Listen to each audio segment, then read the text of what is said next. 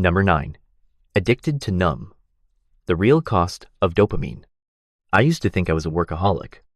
Late nights, all the projects, zero rest. I called it grind. Truth is, I just didn't want to feel. Ever said, just 5 minutes on TikTok? Then suddenly, it's 3 a.m. Your neck's stiff, your soul's empty, and somehow you know 5 pasta recipes you'll never cook? That's not laziness. That's escape. You're not addicted to your phone, or Netflix, or Amazon Prime. You're addicted to Numb, because dopamine makes the pain fade for a while. It's like hitting mute on emotions. But the pain? Still there. And the more you avoid it, the louder it gets. We call it being productive. I called it success. Really, I was just hiding behind a to-do list.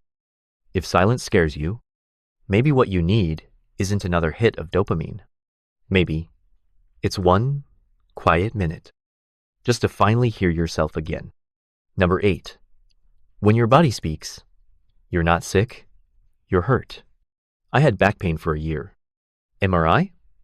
Normal. Yoga, acupuncture, vitamins? Still hurt. Then a doctor hit me with, "Is there someone you're angry at but haven't told?" I laughed like, "What does that have to do with my spine?"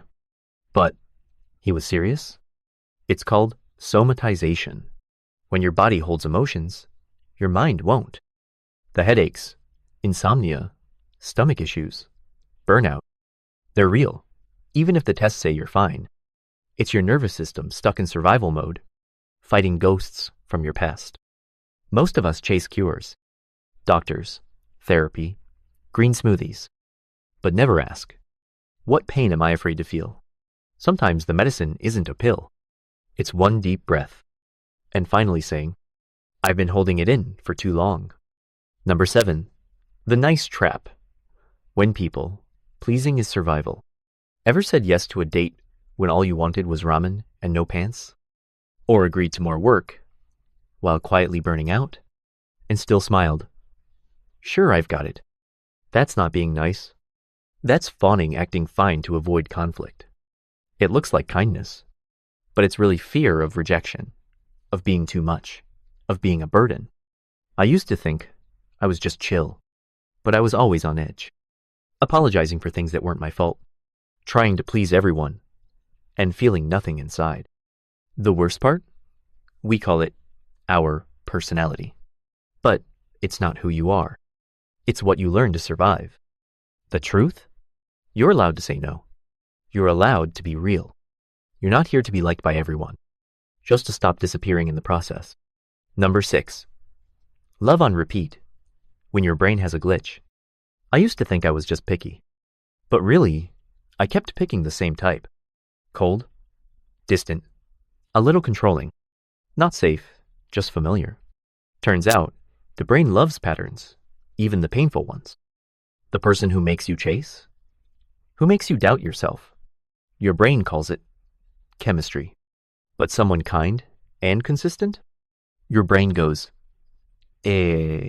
boring. You're not broken. Your emotional software is just outdated, still running on survival mode. Healing isn't just finding a new partner. It's updating the belief that love has to hurt, and finally realizing you do deserve gentle. Number 5, the invisible fence. Why you overreact and feel justified. Someone once told me, you look tired. My brain went, so I'm ugly? Not because I'm dramatic, but because my nervous system was stuck on red alert. When you've been disrespected, ignored, or walked on, your brain builds an invisible fence. Get too close, zap. A glance, a question, even kindness, feels like an attack. And we say, people are just rude. But maybe it's not them. Maybe it's an old wound still flinching. Truth is, people who overreact aren't weak. They were strong for too long and forgot one simple thing. You're not in danger anymore. Number 4, ghosts in the mirror.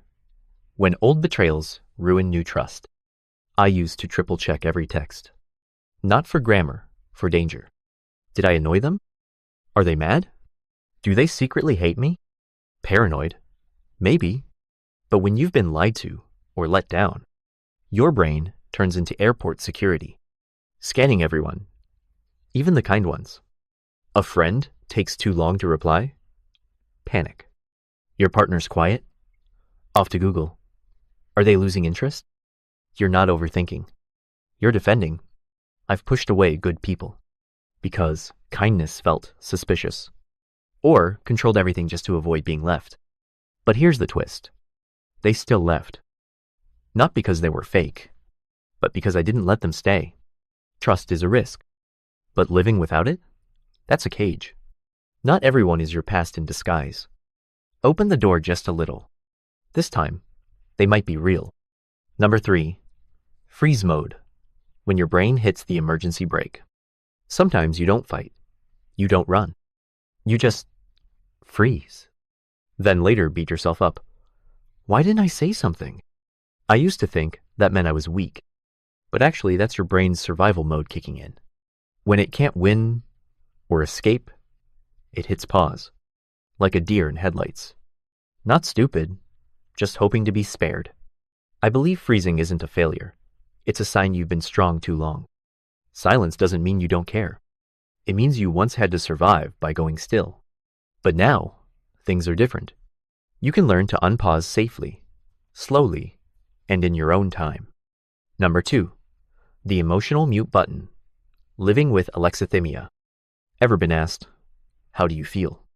And all you could say was, tired? It's not that you don't feel.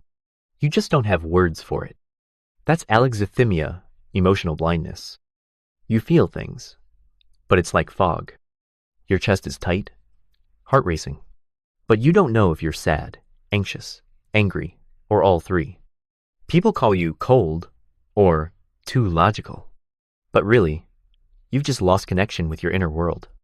I think emotions are like a foreign language. If you never learn the words, all you hear is noise. And the worst part? That noise is inside your own head. Start small. Pause. Scan your body. Ask, my heart's pounding. Am I anxious? And try naming it.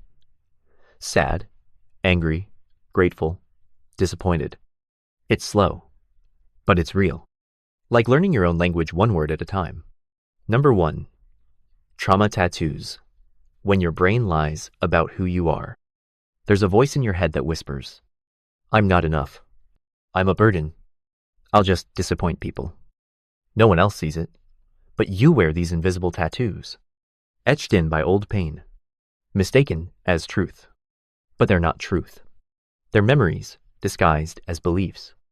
I've seen people, maybe even myself, chase love that hurts, refuse help because I don't want to bother anyone, apologize constantly, even when they did nothing wrong. We follow a map written by pain, not reality. And honestly, the worst part of trauma isn't what happened. It's that we keep living as if it's still happening. That voice in your head? It's not you. It's an echo from a time when you had no other choice but to survive. You don't have to erase the tattoos, but you can start drawing over them with something truer, kinder, and new. You're not broken, you just survived. If you've ever felt too sensitive, too reactive, or too much, maybe you're not broken at all. Maybe your brain just got really, really good at protecting you, even when you're not in danger anymore. All these patterns, freezing, fawning, zoning out, apologizing for everything, aren't flaws. They're survival strategies. The first step isn't to fix yourself. It's just to notice, to see where these reactions came from, and slowly choose something else, because maybe you're not lazy, not rude, not cold. Maybe you are just hurt, and this is how your brain survived it. And hey, if you've ever talked to yourself, walked alone for hours, or had strange habits that made you feel weird, check out the next video. 10 strange habits that prove you have high intelligence. Maybe you're not weird. Maybe you're just way smarter than you think.